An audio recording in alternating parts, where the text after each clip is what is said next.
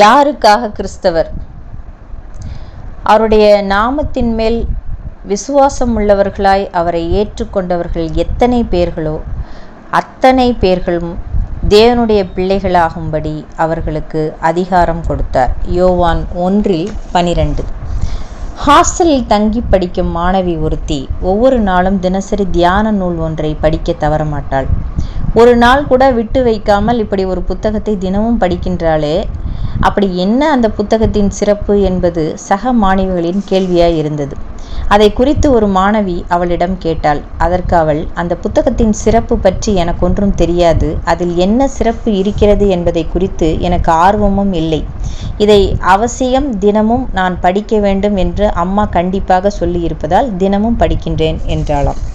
சிலர் வேதம் படிப்பதும் இப்படித்தான், சிலர் ஜெபம் செய்வதும் இப்படித்தான், சிலர் சபைகளுக்கு செல்வதும் இப்படித்தான், சிலர் கிறிஸ்தவராக இருப்பதே இப்படித்தான். அவை அவர்களின் தனிப்பட்ட சொந்த விருப்பமோ ஆர்வமோ ஆசையோ அல்ல.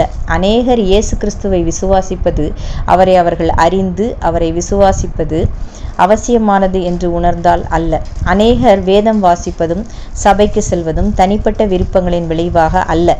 அவர்கள் பிறந்த கிறிஸ்தவ பின்னணியின் விளைவாக மேற்கண்ட காரியங்களை செய்கின்றார்கள்.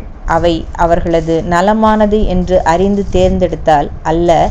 ஒருவேளை இவர்கள் வேறு மத நம்பிக்கையுடைய குடும்பத்தார்களில் பிறந்திருந்தால் அந்த குடும்பத்து மத நம்பிக்கை சார்ந்த செயல்களைத்தான் செய்திருப்பார்கள்.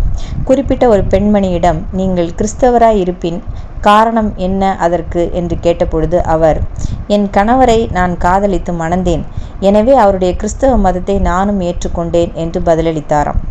எப்பொழுது ஒருவர் தனிப்பட்ட முறையில் ஒன்றை அறிந்து அதனை நல்லதென்று கண்டு தனக்கென்று அதனை தேர்வு செய்து ஏற்றுக்கொள்கின்றாரோ அப்பொழுதுதான் அவர் உண்மையான ஒரு அனுபவத்தை பெற முடியும். கிறிஸ்தவ பெற்றோருக்கு பிறந்ததாலோ கிறிஸ்தவ மதத்திற்கு சில பக்தி செயல்களை செய்வதாலோ அவர் கிறிஸ்தவர் என்ற அந்தஸ்தை பெற முடியாது. சிந்தனைக்கு, ஆண்டவரை தேடி ஆலயம் போகும் பக்தி அல்ல, ஆண்டவரை காண்பிக்கும் ஆலயமாக வாழ்வதே கிறிஸ்தவ பக்தி. ஆமேன்.